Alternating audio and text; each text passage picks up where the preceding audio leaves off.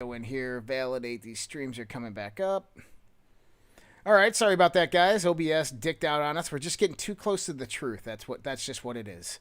Too I'm close going to to the say I've truth. had that happen many a time on Skype when I get into something deep that the feed Yeah, cuts on Skype. 100%. And I was explaining is the solar system's transit through the galaxy, and the center of the galaxy has a greater propensity of gravity, so you have more dense gases and mass and matter and stuff like that. But I went out the thought, David, is where are we now in that galactic transit? And one thing that I look at is I look at occult symbolism. I look at the symbology that these people on the planet are putting out there. I look at the rituals. There was two rituals last year that happened in the sense of ancient Egypt. They reopened the King's Road, which is a 1.7-mile road between Karnak and Luxor. This is the Road of Osiris.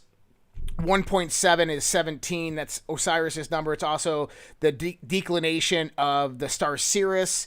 And so it has specific meaning. They're talking about the resurrection, the rebirth of Osiris here. And I said, well, they only reopen that road every 3,500 years. So that's every two or 1.5 processional cycles. So I started looking into where we were in this galactic transit. And sure enough, we just came out of winter. We just hit that December 25th rebirth period at that bottom of that transit and turning right back up. And historically, I went out there and I was watching a few people explain this. I think Randall Carlson was one of them. And he showed how as we go into this and how we come out of this, there's massive cataclysms every single time, and that our ancestors actually mapped this out. And the cataclysm coming into it would have been the entering of the Lower Dryas. And now we're coming out of it, and they're suspecting that we're going to have the same type of effect. Yeah, I've seen a lot of Randall's work too. That's a galactic cross or the crossing there. Mm-hmm. And again, if you like in symbolism, if you're looking at, we were talking about with the sun doing it, and it looks like a figure eight. It really does. So if you go back in Chinese mythology, eight is the luckiest number, but then for us, it looks like the infinity symbol, especially because it's not an eight, it's sort of tilted on its side. So it doesn't matter if you're looking at Western symbolism or Eastern mysticism, they both come with that number eight, quote unquote, but it's the same pattern that you're referencing. It just turned into a numeral in the more modern age, Mm-hmm. still encoded, still secret to many, but that galactic cross, again, when we start to talk about birth of Christ, the cross, the crucifixion, why is everything that we look at also about the cross, the crossing? So it doesn't matter if it's religion, mythology, legend, it always has this same symbolism repurposed to explain this same exact events, whether it's a 25,700 or 750 year event, or whether it's a 2,000-year event, 400-year event. These same cycles are overlapped, but with the same symbology on top of them. And I guarantee absolutely 1,000% the keepers of this knowledge still are on this planet, keeping the time clock. Mm-hmm.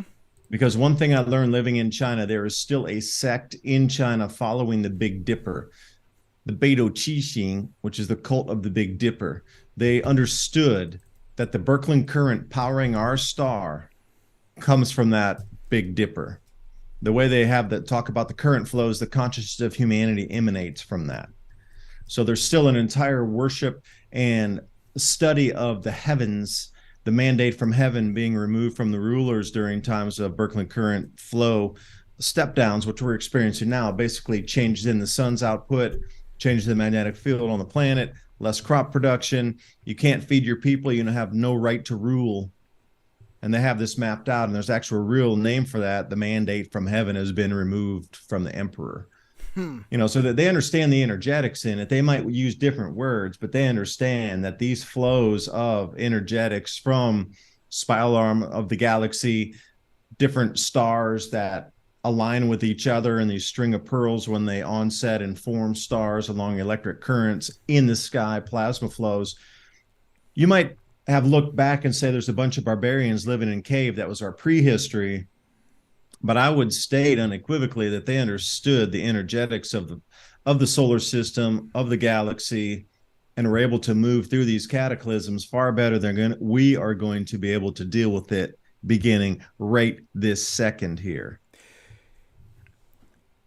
How far back do you think human civilization actually goes? 21 million years. Why that number? Vedic texts, stories, out of place artifacts. They have had some out of place artifacts around 300 million year range, but if we look at what we understand, almost every out of place artifact doesn't extend past 21 million years. Mm-hmm. Also, the Vedic text, if you roll back through the chapters of history and the chapters of change of ages, in the modern time, what we consider Homo sapiens sapien as us in our present form, physiologically, mentally, etc., exactly the same, 400,000 years, which means that we've rolled through 3 periods of interglacials. So we sit in interglacial right now, where it's the warmest time during an ice age break between that cold of 90,000 years. So we've had several of those intervals that we've survived through. So I'm also wondering, like, where are the civilizations that spent 10,000 years building up their civilization before they were cascaded into the abyss on the onset of a new ice age? So that's one thing to think about. That's subset. But here's the thing that really gets me is, like, our weather patterns have been really stable for such quite a long time that we've been able to develop a society based on agriculture and grain yields because we had extra calories to bring our societies and civilizations up to this point. Stable climate. So what happens when an ice age onsets? Well, it destabilizes everything. As we onset into the next ice age, our civilization would disappear anyway because of the temperature changes. But as we hit into that low of the ice age, when everything's at its maximum glaciation, that's going to set for 40,000 years of stable climate. So the stable climate periods are actually much more stable during the full glaciation periods of 40 to 50,000 years of stable climate versus what we consider now. We'll get a few thousand years here and there of stable climate to build our civilization in the warm periods. But really, the most stable climate would have been during the depths of the ice age. So you have to really wonder, what kind of civilization could evolve after 40,000 years of very little disruption compared to our 10,000 years of warmth where we've built to what we have today. So that really explains a lot of these prehistory civilizations that have come and gone. And then, if I might add the one last thing here. Yeah. Okay, the closest in 110 to 118,000 years ago of interglacial, where's the remnants of that? Well, where's the remnants of that? The closest in of ourselves during the last interglacial, where is that? There's no record of it. It's hidden from us. Well, in the question as well as, where would the warm pockets be during those glacial periods? Where would those warm periods be? Is there continental shifting, drifting? Is there variations in the Earth's crust? Is there volcanic activity occurring? Because if we look at this, I mean, they just discovered 3,500 feet underneath the Pacific Ocean, right outside, I believe, of the Solomon Islands, a man-made road, 3,500 feet under the ocean. And clearly a man-made road. And they're saying, oh, it's got to be about 2,800 years old. And I'm like, it's 3,500 feet below the ocean. This thing has to be tens of millions of years old. What are you talking about? But this is what academia and science does. So where would the warm pockets be during these glacial periods? And where do you think they potentially would be? Well, you're going to have to add in a lot of different variables there, because you just talked about crustal subsidence. That wasn't sea level rise that put that under. That was, we came into a zero field magnetic solar system for a moment, however long that is. I really believe we're going to transit through 2024 in October, and we're going to come into a zero state or very close to zero state magnetic field. Now, if you see some of these, Hollywood-esque movies of like The Day After Tomorrow, they come into a 0 point field there, zero magnetic field, where areas rose out of the ocean and other areas subsided, and massive waves coming over the Himalaya. The Himalaya sunk beneath the sea, not because there was sea level rise, but if the planet stops and then it starts re-rotating and it shifted a couple of degrees, everything that we know is where the equator would be different. The amount of mountain ranges that would either come out of the ocean, like the myths and the Maori people, or the legends, or the actual understanding of how those mountains were pulled out of the ocean to create New Zealand, they talked about the earth stood still and the mountains rose out. Well, they were pulled by a fisherman. It explains a lot of things on the subsistence and the subsidence or the emergence of different land masses coming out of the ocean on if we had a zero magnetic field on the planet and things shifted. Mm-hmm. So it's hard to go back to get some real preciseness on that because the equator would also shift. Now, whether it's a 90-degree tilt like Velikovsky talks about or Charles Hapgood in this Earth's crustal displacement theories, there's massive movements of equatorial bands around through time. But is it mappable? Do we know where the new lands would come? Is that on a pattern as well that can be mappable? Well, the Himalaya is going to sink and this other area is going to rise up. And then over, the next million years, that's going to sink back down. The Earth subsides. But humans being here just in the last 400,000 years. So we know at least what happened where that road that was built has been built within the last 400,000 years and had sunken under the ocean to that great depth. Off of Cuba, there's also another city they found at 6,500 feet in depth. Mm-hmm. So, that's not sea level rise. That was above the water level, and that area of the entire planet sank as something else rose out. And then you have to wonder, how long would that take before the fresh water, there would probably be 10 years of extreme. That's why humans get knocked back to, 10 million or under, because they were in the right place, the right time, in the right pocket just to survive it. And then eventually weather patterns would stabilize. We got to figure 10 years of just, once in 1,000, once in a 5,000 year rainstorm, every single storm. Like how long would that take to wash the salts out before the land would be viable to grow food back, and the stabilization patterns after all these cataclysms? We're talking 10, 20, 50, 100 years, 200 years before weather patterns and atmospheric flows get back to their normal. The sun restabilizes its magnetic field, the earth restabilizes, and everything in that whole flow of atmosphere from jet stream and cloud cell locked back in place where we can get some, you can plant this time and you can harvest this time. But that is absolutely going to change like a Rubik's Cube as well, all those factors you talked about on where the warm zones would be based on the tilt of our planet after the zero magnetic field anomaly that we would rush through. Yeah, if that makes sense. It does. It does. You mentioned the day after tomorrow. Now, that actually derived from a book called The Coming Global Superstorm by Art Bell of Coast to Coast AM and Whitley Strieber.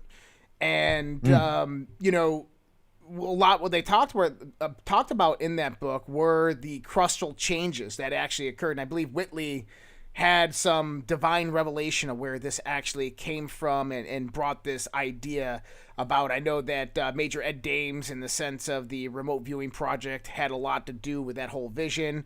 But if we look at the Earth as this hydraulic system, this electromagnetic hydraulic system, a pressurized electromagnetic system, it makes a lot of sense that after one of these major shifts and changes where you go to this 0 point activity, that the Earth would try to recompensate itself and readjust the inner workings of its pressurized system, of which you would probably see uprisings of continents. Antarctica move more towards the equator. North America maybe sink down below the waterline. Other parts come up. I mean, we've all seen the topographic images of the oblate sphere of this planet, of how deformed it actually really is, and how easy it would be for a lot of those things to sink under the sea and other parts to rise up. Yeah, and the Adam and Eve story is another one that was classified. Yeah, but that goes into Hapgood's work too. But just the crustal displacement, or what's that? Where they say that it moves about an inch or two a year, and this gradualism has been just like slammed into our heads since time immemorial. No, nothing can move that fast. No, there's never cataclysms that change Earth's present form over hundreds of millions of years. This plate tectonics explains it all. Why are they trying to hide these catastrophism events from us is the question. Because they're on a cycle, and you wouldn't pay your taxes or invest, and you wouldn't obey the rule of law. Once you knew another one was onsetting, there's nothing else to live for except the day. So why would you worry about 30, 50, 60 years in the future? You wouldn't. Do you think they're using various weather modification technology, HARP and so forth, to speed this up to make it occur faster? I'll say one thing that, yes, But at the same time, HARP's always in conjunction with stratospheric aerosol geoengineering. Hmm. But again, a different layer of that onion is the cosmic radiation management that accompanies that, using the same nanometals to nullify a charge of an incoming cosmic ray particle. So, when they're slamming those nanometals in the atmosphere, they lose their charge. But generally, that would have hit and cascaded and caused clouds. So, you look at this layer of the onion here of, okay, there's injecting something at high altitudes up there. And I'm sure what we're seeing with the planes is a different type of injection that you would see something that was at 60, 70,000 feet that you could not see with your eyes. But it's all about mitigating the cosmic radiation bombardment that's occurring. Now, understand that it diminished a little bit because we're in the solar maximum phase of our sun right now, but it's still the lowest in 100 plus years as we sit. Solar cycle 24 was incredibly low. If you look at solar cycle 24, It was the lowest in the last 100 years. And solar cycle 25 has not really eclipsed that. It's running sort of at the level, and I am saying the same thing John Casey told me. Solar cycle 25 might start out a little bit. It's going to dribble along. There's going to be a bunch of X flares because there's a change in frequency, and that sun is trying to it's going to be overcharged as well. So it's going to send a huge amount of X flares out, and it's suddenly just going to stop and drop off a cliff, and they'll be baffled as to why it happened. And once we hit into that, then we're going to go through 2 solar cycles of incredibly low solar activity. And even NASA and European Space Agency, solar cycle 26 and 27, they put some maximum sunspots like 6. So 6. That's crazy. Like they already understand that next solar cycle, we're coming into this sort of society disrupting event anyway on the solar cycle. Sun's output that allows us to grow food. And they're still this close in within 7 years or so and still not warning anybody. That's what I'm saying. That they're just going to let everybody go down with the ship and say, hey, you might want to get a lifeboat later. No, too late. Bye-bye. Typically, when we see fluctuations in extremes, when we see something that is relatively low or below normal, there's always going to be a compensatory mechanism that is going to come out of that at some point, especially if it's abnormal to normal behavior. So if we had so many solar cycles of sun's what we call normal behavior, and all of a sudden, like you just said, the last few solar cycles have been kind of like this subnormal, abnormal, very, very low. So you firmly believe that we're going to have these various large fluctuations within the solar maximum cycles? Well, it's possible we've reached the first peak out of the 2 for this solar max cycle. Mm-hmm. It just depends if that truly was the peak that we just rolled through and we're going to go into the next peak and then it drops off. It's an unknown, but a lot of physicists and astrophysicists, Piers Corbin, Dr. Abuzamatov of the Pulkovo Observatory, John Casey, Valentina Zarkova, and a list of others have said this one's going to peak early and we're going to drop off a cliff, and the average sunspots through this one will be far lower than anybody anticipated. So far, they seem to have been spot on. And that might be all sciencey and everything, but what it really boils down to is, can we grow food enough to feed the planet or not?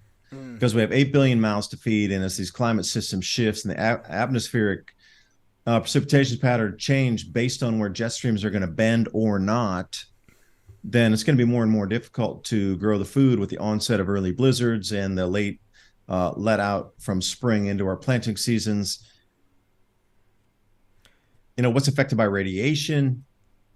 Seeds themselves, they're affected by radiation too. They've done an enormous amount of experiments on different electrical inputs into the seeds before they're planted. And they come out with a different species, although it's the same subspecies. It'll come out with different leaf count, different amount of flower head count, a different amount of ear corn count. They've done countless experiments on this.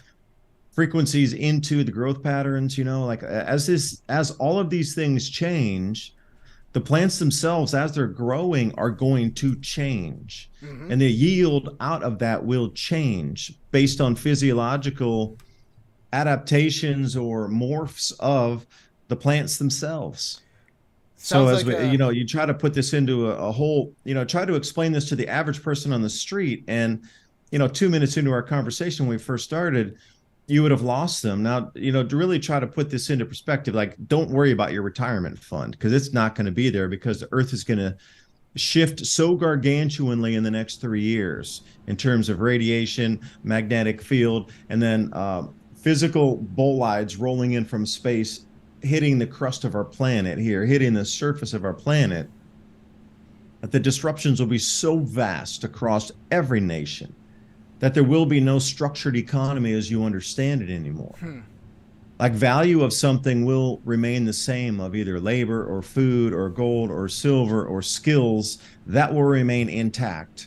But everything else is this internationalized system of finance will not. There might be pockets of it that remain, pockets regionally. But then again, those pockets are going to disassociate for a while until they come back into some sort of larger global type of system. But to try to tell somebody that and get them to just continue going through their daily lives, and a lot of this financial system built up, I really believe that part of the reason that we're not being told or haven't been told about this is to keep the financial system intact enough so the globalists can continue to use the supply chains to prepare for what's happening. Because if we all knew this 20 years ago, the economy right now would not function. There'd be the global economy would have been a shred of itself after 2005. Now, it seems like a good reason to incredibly reduce the population of the planet prior to this event if you knew that you're not going to have enough food to feed 8 billion people. Yeah, because hungry people have overthrown every single government throughout history, bar none. That's the number one thing that everybody understands. Hungry people overthrow governments every single time.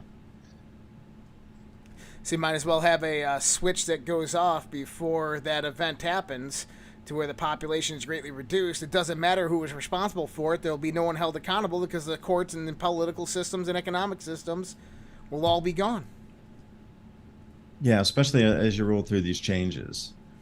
Because you have to think about, if there's 8 billion people now, and there's still a couple of years left before we go into the magnetic anomalies, the UVB radiation changes next year, people are going to get angry enough to be able to topple governments if there's still that many of them around during the changes itself. And these actual physical manifestations of energy on the planet. I'm curious. We talked a little bit about mud floods. There's a vast tunnel system throughout this entire planet. New York City, Portland, France, all throughout Turkey. And these tunnel systems, they say, are a few thousand years old, but artifacts have been pulled out of these things that are 20,000 years old. And some of the ones, especially the ones under Turkey, can house hundreds, if not thousands upon thousands of people. Do you think that this was prior knowledge from another civilization on this planet that took preparations, built these tunnel systems to survive what was coming? I think we are reusing quite a bit of the older cultural layer remnants. Now, I'll tell you a story myself. I went to the Czech Republic, and we went out.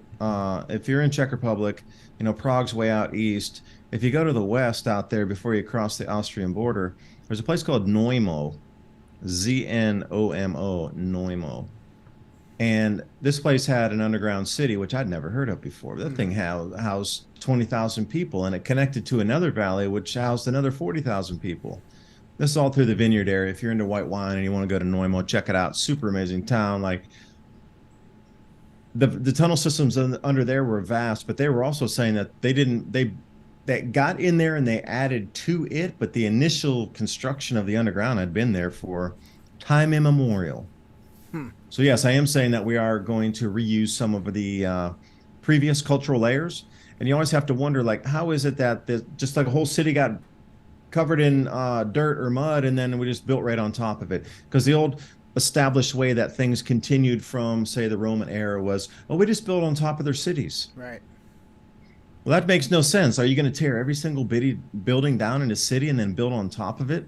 No. The only reason you would build on top of it is because it was either completely buried, partially buried, and then it was a reworked type of construction, because when you see all these buildings where they cut in the second floor as the door, meaning that entire first floor was buried with mud, it wasn't worth the time to dig it out. Let's just build on top of it. Well, that's why Which we comes have a back lot. to your mud flood again, or There you global go. liquefaction event, as I'd like to term it.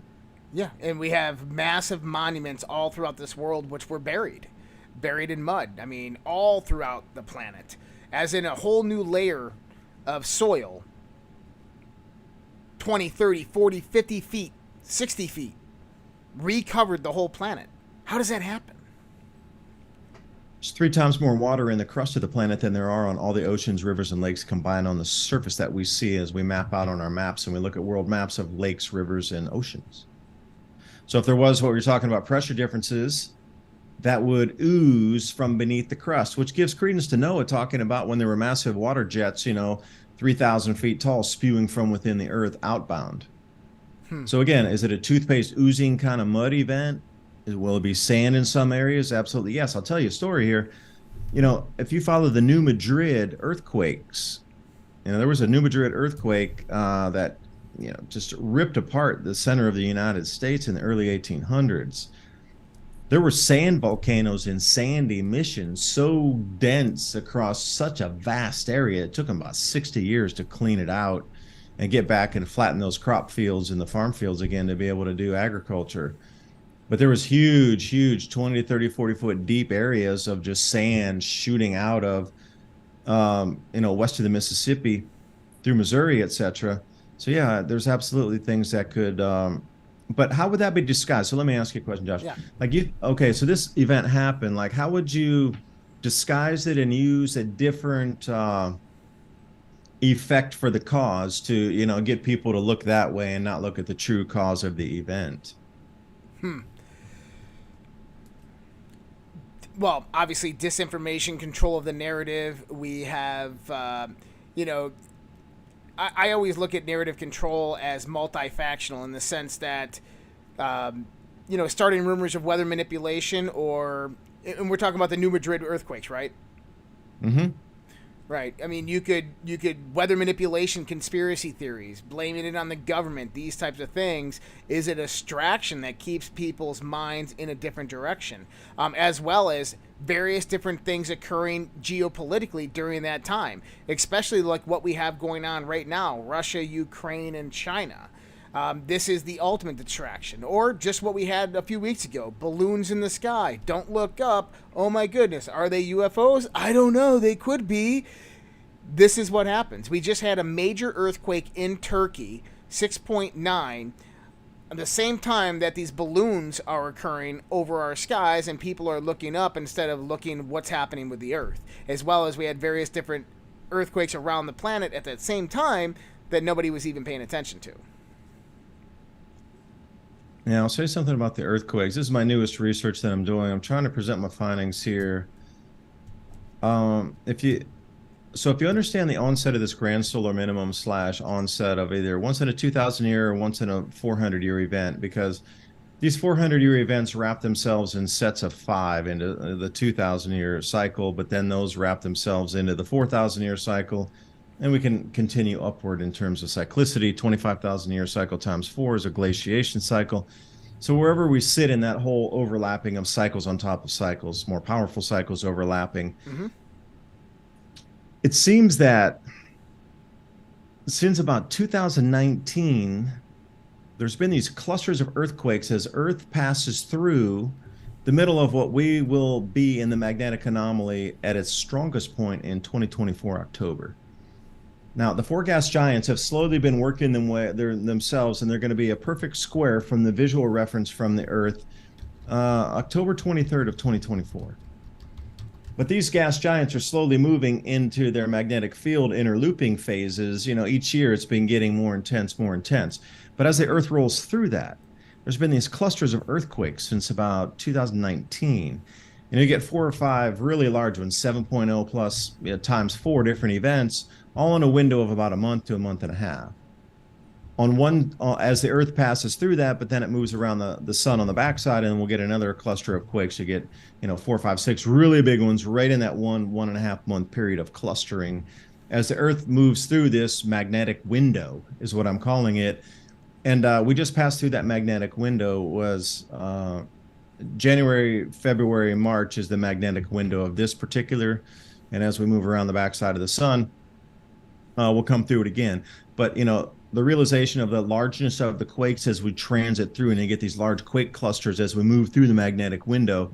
And that magnetic field in the outer solar system is going to intensify quickly, because we only get one more loop through it on the backside of the sun, and then those planets are going to swing in, and they're going to really start, looping in on themselves on a new toroid field out there.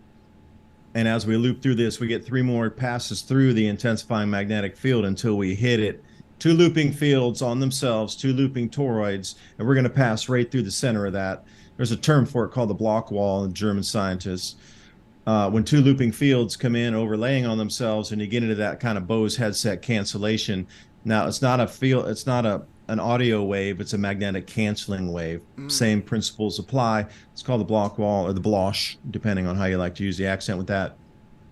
We're going to go rolling through that in 2024 in October 22nd, 23rd, somewhere around there. So this is really what I'm wondering is, are we going to come to a zero magnetic field point there, where resident fields in the human brain are going to cease, and we're going to either get a download or a full insanity mode on the planet? But at the same time, how's the crust going to adjust to that, and what types of subside raising out of are we going to get off the crust of the planet's surface here? So, you got to realize it's about a year and a half, almost 2 years, or a little less than 2 years away.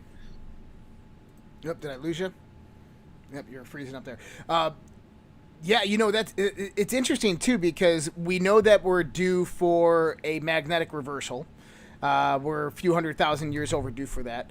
I was looking at the Carrington event, which was one of the last really, really big geomagnetic events that we had on this planet. That was about 164 years ago. And we were talking about cycles within cycles. I mean, you have the 11, 12-year solar cycle, and if you do an exponent of that, you get 144 years for one of these big super cycles. Of which I think we're overdue for. And so we are coming into that right now, potentially, where this could happen. And if we go into that zero canceling field, like you said, there's going to be a massive bombardment of cosmic radiation coming into the planet during that time. What could be the effects of that specifically on the planet? I mean, obviously, is this going to produce an electromagnetic pulse type of event? Is this going to produce a Carrington type event, where kind of very similar to an electromagnetic pulse type of event? Is this going to produce cataclysms, earthquakes? Is this the big event that we think that the globalists are looking for and waiting for? The cosmic rays themselves and the sun would be 2 separate variables that would have the impact. So a step-down magnetic field on the sun would allow more cosmic rays to come in. So let's say we come into a super bombardment cosmic ray event. The quartzite rock would have a huge effect. So that would be affected first. So if you're looking for seismic zones with quartzite rock in there, that would definitely have the largest impact and effect. Proven, there's thousands of peer-reviewed research papers on the effects of cosmic rays and quartzite rock and the Paleozoic effect, which you're referring to. So you would definitely see either more volcanoes in this type of rock layering through the, however many miles down you're going into the crust, or the tectonic effects that would also be in that area along a fault zone, depending on what the crustal composition was. But the sun itself, the magnetic field, a step down, in my opinion, would be 2 separate things. You're talking about cosmic rays, right, although the amount of cosmic rays that could be let in would also be a variable of how strengthened the solar magnetic field was. But on the physiological side of the human, or even just any species of plant or animal on the planet, like, evolutionary leaps and magnetic reversals. This is a book Robert Felix wrote, who I used to know him before he passed. He was saying that there's at times these massive bombardments of cosmic rays, that there's an instant upgrade or an instant shift. That's why there's no fossil record of a jump from one species to another, right, because it was radiation based. And then we start to look at this and scratch the head and say, all right, if we come into something even on a very, very, very, very light version in 2024, how will the human react to this? That's the main thing, is how is our brain going to handle extreme low magnetic field, if not a zero magnetic field, and increased radiation on the cosmic radiation side. So we have these two variables pushing on how the human will react to this too. It doesn't have something to do with try to nullify or prevent the effect of the upgrade, because I have a few discussions with people and they say, you know, perhaps when we come into the zero field, that's where the download comes in, like the consciousness from the great creator is like pushed in on a zero magnetic field, and that is the upgrade. And after the field reestablishes itself, that's the new baseline minimum of that download. And I'm trying to explain it in words that people would understand, versus the universal consciousness flow that will allow you to uptake information, integrate information, upgrade DNA in a zero magnetic field. There's no other time zero magnetic field, which only occurs once every 2,000, 4,000, 12,000, or 25,000 years. So, love that, because in that one cycle, the galactic cycle that I was actually talking about before, that rebirth cycle that happens after we hit that winter point, we start moving back up, we change polarization. Yep, and I talk about it like this, is that think about the Earth as a radio station that's picking up 103.5. Mostly all the people on this planet are resonating with that Earth's primary frequency, which is determined by the position in the solar system, its position in the galaxy as per the galactic center, and all the other objects that rotate around it and all this other stuff, but primarily where it is in that galactic flow of things.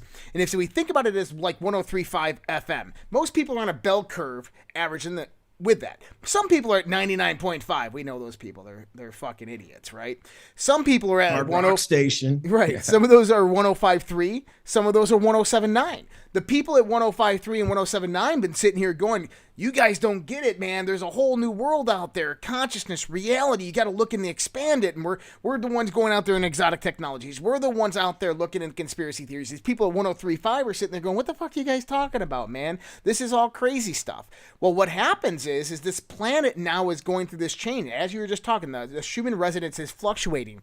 I seen sometimes even in the 60s and the 70s, is that the frequency orientation of this planet, the cosmic microwave background radiation, is becoming more and more resonant with our DNA. And I believe that evolution was specifically built into the universe. It only makes sense. And as we transit this galactic cycle, as we go from one polarity to another polarity and back up again through the various points of density, our DNA starts resonating with the new signal or frequency as the progression of this occurs. And that we move from this 103.5 baseline bell curve to this 105.3, the planet does, and consciousness, all the conscious beings on the planet begin resonating with that new conscious frequency as it rebirths and restarts all over again. And a lot of people just won't fucking make it because they don't have the mental, the spiritual, the physical capacity. They can't even accept the new frequency. Agreed. Yep. So that's how that's a good way to put it. Yeah. And I will say one thing, as we're starting to move through these changes, you know, you're going to start to hear and see things that just, you know, might be out of the glint of your eye. Like you might see something over here. We're like, whoa, what was that? I never saw. The frequency field's going to change. So your visual spectrum should change as well. Your auditory spectrum is going to change as we're moving in this to the next, 1.5 to 2 years here. You're going to start, and that might actually make sense of, blend those where suddenly they're in range. And this is, we come back into myth and legend again. Forget the plasma and the squatter man. He's standing in front of you that just came into visual frequency that you're able to see it, and you will understand what a lot of these ancient stories were about. 100%. This is what our ancestors have been trying to talk to us about, teach us about for the longest time. One of the last things I wanted to talk about is Antarctica. There's a lot of activity going down in Antarctica. Multiple countries have various different treaties down there. Do you think Antarctica is the ark that they're building under the ice to wait out this cataclysmic event? I think there's multiple points across the planet. You look at Svalbard, the seed repository. So maybe they're trying to split it up. Okay, you take the northern hemisphere, we'll do the southern. One of them will survive. Right. But I'm unequivocally saying that this year there's going to be a catastrophic ozone depletion. The way it can be explained simply with science is the Hunga Tonga eruption in January of last year sent 10% more water vapor into our atmosphere in one single day. So we had 100% of precipitable water or clouds or things that could make rain in the atmosphere. And that eruption added 10% to the global total in one day. Now, a huge amount of that in the initial blast came out, went up 30 to 50 miles into the mesosphere, which is above the stratosphere, above the ozone layer, above where the most of the weather occurs down here in the troposphere. That layer is a desert layer. It is so dry, it's one of the driest layers until you proceed up into, you get up toward the ionosphere, the upper reaches where it turns into space. Now, this water ejected into there formed these huge, massive, unbelievable amount of ice crystal clouds in the mesosphere. The only problem with that is that's where ozone breaks down in either a chlorine reaction or a bromine reaction occurring on the ice crystal surfaces. The more of those ice crystals there are, the more ozone can be broken down. So you're taking an O3 molecule and stripping off one of the oxygen atoms and recombining it into a chlorine. You get like a ClO variant or a BRO variant, a bromine oxygen variant. And the more ice crystals there are, the more this catalyst can occur. So the more ice crystals equals more ozone breakdown. Now, since 2000, the year 2000 was the lowest and the largest the ozone hole ever was. So the 30 million square kilometers. And if you look at these really wide ozone hole periods, you'll find dropping off a cliff, catastrophic drop off in quote unquote ecological terms of Antarctic sea ice. There is a direct equation on how much UVB gets through there because of depleted ozone on the massive melt of the sea ice. We are going to go so far beyond anything that has ever been measured in terms of ozone reduction and depletion because we are at like a 50 sigma event of the amount of ice crystal clouds in the mesosphere. Now, that's just the science explaining why there's going to be runaway sea ice loss in the southern hemisphere, which they'll probably try to blame on global warming or something. But it's truly that. There's just more UVB that will be allowed in because there's not as much ozone. Well, the part two of that is the UVB is going to just ravage crops across the southern hemisphere. Now, my whole report in January on the opportunity cycle report, which I do also consulting for the dairy industry, they were asking like specific crops in specific regions. So barley will be massively affected by this. And barley is not, a huge global crop like corn or wheat. So barley losses at a minimal level equate to massive rises in food fodder for animals. Because a lot of the barley is used for fodder. Some of it's used for malting barley. Some of it's used for, like us to make breads and different kind of products that come into a supermarket. But the lion's share of that is for fodder, for for dairy or any types of animal, such as animal husbandry, where that food silage is required for that. With the wipeout of that and a reduction of at least 40% globally, you're going to watch the prices of barley spike, but you're also going to watch a huge repercussion in animal husbandry get whacked at the knees too, because the input for the feedstock on that is going to reduce whatever output of it, whether it be milk, whether it be cheese or meat or whatever it is down that and wherever that heads to. That's just one example of what's going to be affected, but overall plant species in general, and also you're going to be looking at altitudes on where these are. So a ground level at zero at sea level will not have the effect that it would up at, say, 500 feet, 1,000 feet, 1,500 feet, 2,000 feet in altitude. The higher altitude you go, the more your crops are going to be wiped out. So then you start to have to look at the altitude where crops are being grown in the southern hemisphere. Major crop grows crop growth zones in which countries, and then you get the UVB, and then I'll loop you back into, then you can start to look where the outbound field flows are, or the outbound current flows are in the southern hemisphere, and you're like, whoa, you're telling me the largest grow zone in Argentina and Brazil, we're already being affected greatly by the current flow outbound bending weather systems there. But now they're going to get this massive UVB damage. And also Western Australia has another outbound current flow that's really been affecting crops. So we're looking at two major grain belts in South America that were previously affected just by the electrical activity of Earth discharging the overcharge, bending the weather systems there and affecting crop production. But now we're going to get into these massive UVB crop losses from radiation damage on the plants. The food shortages are coming, and I've been saying this. Well, when I was really going into this last year with the fertilizer production decreases because of the Russian sanctions, I knew that was it. Right when they hit all the countries and said you need to stop producing fertilizer because we want to penalize Russia, I was like, that's it. We've rolled over the edge there, and they're trying to disguise the crop losses now to the point where we're coming into a global famine. Most governments would be toppled during the famine time. So there's going to be all these distractions since that. It's been less than a year and a half. And we sit at this point now where we're on the brink of a global war. And the crops from this year forward are going to be way less and way less and way less. So thanks for letting me ramble there. I just maybe went over that. Yeah, no, it's fantastic information because I think it's something that people definitely need to hear. We actually run a private social network outside of this, and that's a lot of what we talk about on our private Zooms is like my brother, he homesteads. We got homesteaders that come in and they talk to us and try to tell us and what we should be doing. My big thing is I just moved from Denver, Colorado to Bodunk country, Minnesota. And it went from, living in a city of 100,000 to living in a city of 2,000. And I'm at home here. This is perfect. Even though it's Minnesota, I grew up in the Northeast. I'm okay with the weather.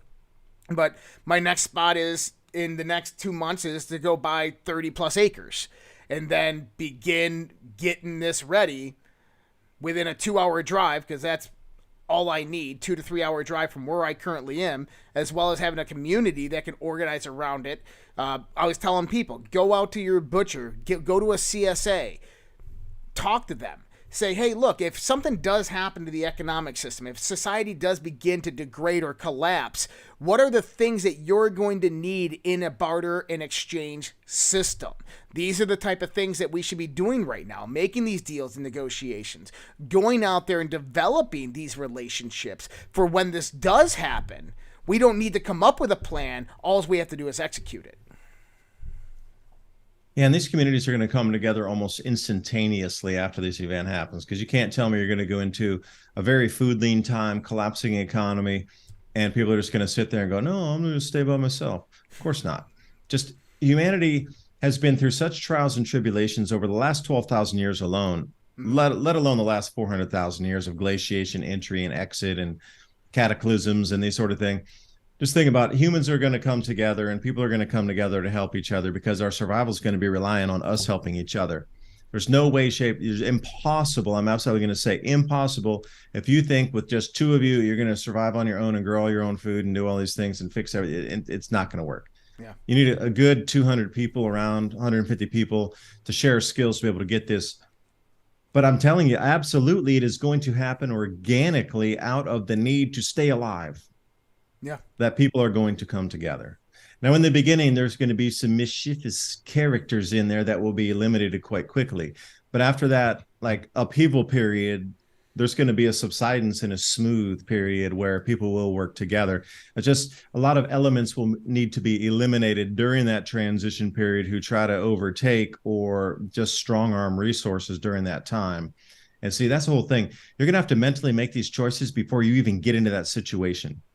You're absolutely going to need to. Yeah. But just on the hopeful side, humanity always has and always will come back together again to help each other to survive through. Or else we wouldn't be here with 8 billion people having this conversation hadn't we done that the last 50 of these events.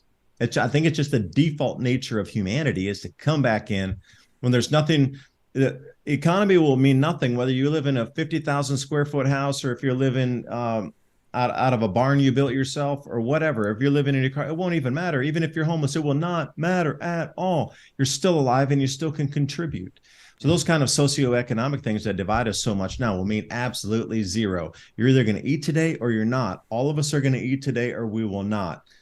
And it's going to be about working together to then, bring us through and keep that as a hopeful message, because I have people write in, they just want to check out. And I'm like, no, you need to stay here. Please, please, please stay with us. Please stay here. I need you here now, because it's going to be a collective of everybody coming together and just kick this darkness back for another few thousand years once we win this battle and move through and actually reestablish a society that works again with common sense, common law, and us staying on the side of common sense to run the society versus this clown show that we've wound up in. But again, it could be electromagnetic field changes. It seems like every establishment of history, you hear about it again, whether it's Lemuria or if you want to come to Atlantis. I don't care if you believe in that or not, but the stories remain the same. They came to the ultimate in tech. Their societies dissolved because of immoral behavior and non-commonsensical, undercurrents throughout the entire society, and it just broke apart, ripped and shredded. Now, can we learn something from that alone as we sit in that exact same position today of three previous supposed civilizations all came to their demise under the same exact circumstances, and we sit in the same exact circumstance, but we refuse to acknowledge it? Spot on, man. I'll tell you, quite a few years ago, over a decade ago, I was told specifically that there's something coming and to survive and to help others survive. Don't try to stop it. You can't stop it. Don't try to interfere with it. You're not going to be able to do anything. Just survive. Because the most important part is being there for humanity after this happens, because people are going to be needed with critical skill sets, with leadership ability to bring back those who are shocked and weak and have no idea what to do, that lack the skills necessary to survive, that people are going to be needed to rebuild society. And this is where we're at. This is where we are. This is where we're at now. We're here. We're at that point. Yeah, no, we're going to go through the juncture of all these changes here. So, there's only three events that are left to happen before, like, the reestablishment of a new world is the first one will be this catastrophic ozone loss at the end of the year here. Second, in a very short year following that, we're going to come into this magnetic field anomaly in 2024 as the Earth passes through two looping toroids. After that, the Earth's going to swing out in front of the sun, and whatever's out there, all the gravitational pull from the sun and everything in the entire solar system is directly behind us. So we're going to get whacked with a huge amount of debris.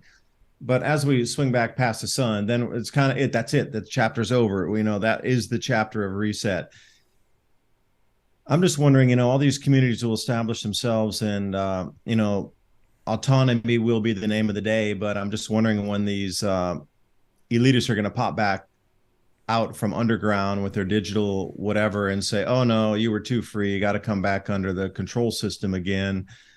It's not going to be immediate. I couldn't really see them in terms of globalists as we understand them today trying to reassert control until past 2030 or so, when communities are still going to need to move through these changes and actually have thriving economies and thriving populations before the control net can be thrown over again. Because a world that is struggling to survive will not accept anything that will interfere with their food growing ability or their ability to trade with others, or their ability to refine their water or hunt or have their own basic life needs met. Told you can't do that, that's against the law. Nobody will accept that. In a struggling new reemergence of humanity, it's going to have to get strong enough before it can be coddled under the wing of control again. So I would say a good 10 years past that.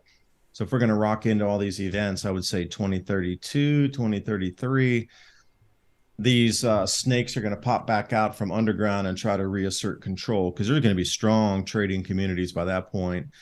This whole thing, and I try to come in with a positive thing, because it won't take but a minute for us to realize the plight we're in. And it's going to take about 3 seconds after that before we organize again. And within a couple of weeks, you already got your food growing back up and running.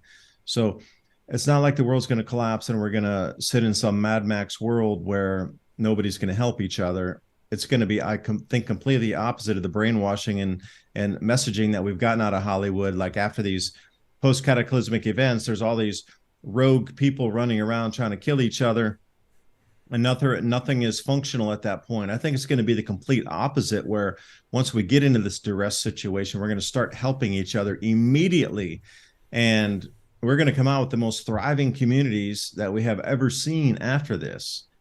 But then once it reaches that pinnacle of complete systems of complete autonomy, again, off of any government teat, for a better term, they're going to pop back out and go, no, you got to get back on the government teat again. You need to start buying this. You need to start paying taxes. You need to start doing this.